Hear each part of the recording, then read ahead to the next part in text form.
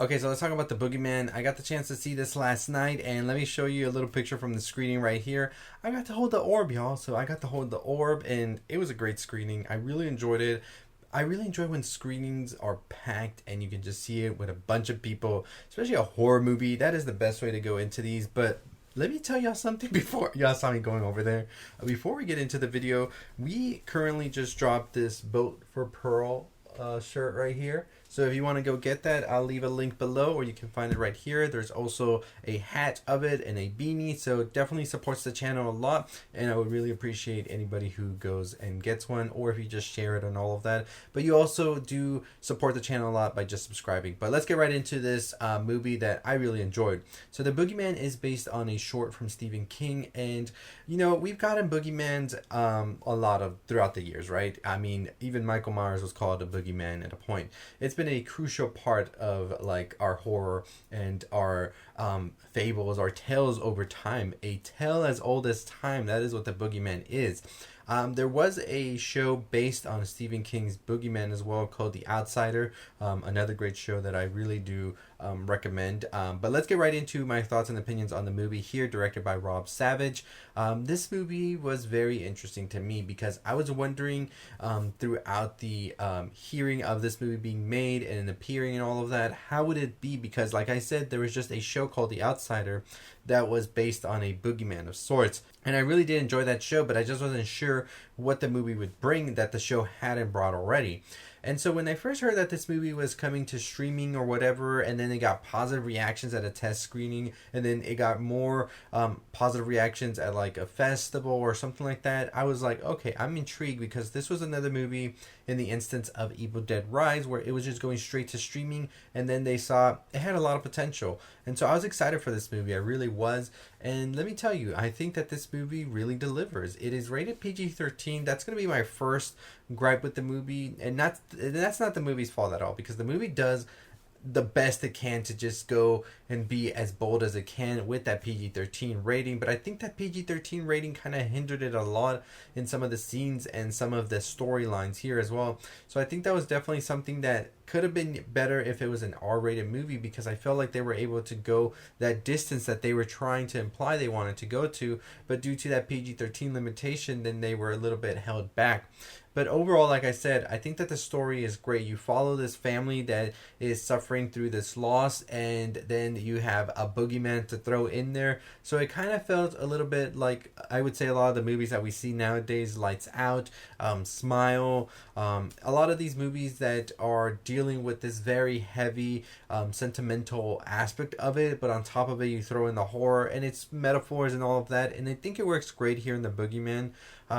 And I really did enjoy the performances as well from all of the actors here, because a movie like this only works if your actors are able to really like show these emotions and these different like feelings they're going through, because a big aspect of it is getting those scares, getting that sentimental aspect of the movie out. And I think the Boogeyman does that effectively here, while also giving you a very interesting concept of a movie. I also enjoy that it starts off right off the bat. Like right off the bat, we're starting a scene, like the very first scene is just jaw-dropping. Everybody in my audience gasped when it happened, because you don't expect something like that to happen really, and then especially in the first like 2 or 3 minutes, it was just insane. And it doesn't stop there, it keeps on going for the 98 minutes that you're sitting down. And I really do enjoy when a movie just gets straight to it and really allows you to see it all unfold. It doesn't try to hold your hand or anything, it just goes straight into its story, and I really enjoyed that for this movie here.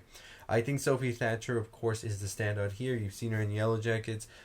She plays Natalie, and I think she does an amazing job here as well. So overall, I think everybody did an amazing job in this movie. Like I said, it is a movie where you want to have these actors being able to convey all of these emotions, especially due to them shifting back and forth between a lot of them. So I really did think they did a good job. I also really enjoyed the camera shots here as well. The cinematography was great as well. There were some very interesting movements going on with the camera as well, and some of the scenes that I thought really put you and made you feel more of the story in a way. And I really do think that that is a lot with the direction of Rob Savage here, who has done some movies where he has sort of innovated what you can expect to see in movies, and I'm very excited to see what comes next from them.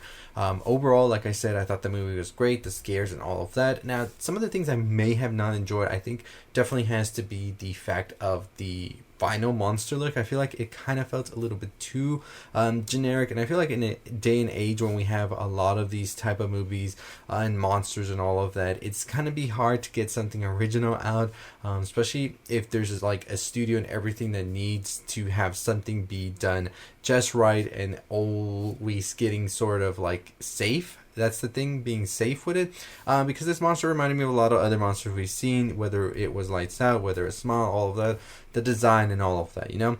And it kind of gives that vibe of Lights Out as well, with the lights having to be on as well. So that's kind of a thing, like you feel like when you're watching this movie, it's like it's good and all, but you feel like I've been here already, I've seen this already, and that can be kind of a little bit of a downfall overall. But I still think that the performances alone are what would push this movie forward and also have you feeling like it's still a good movie.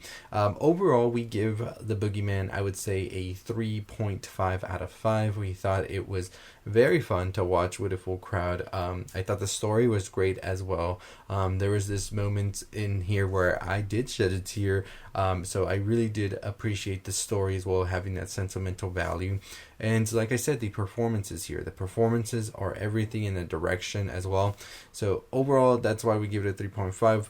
We didn't go a little higher just due to the fact that the monster design felt a little bit too safe, and the same thing we've seen over and over from Hollywood.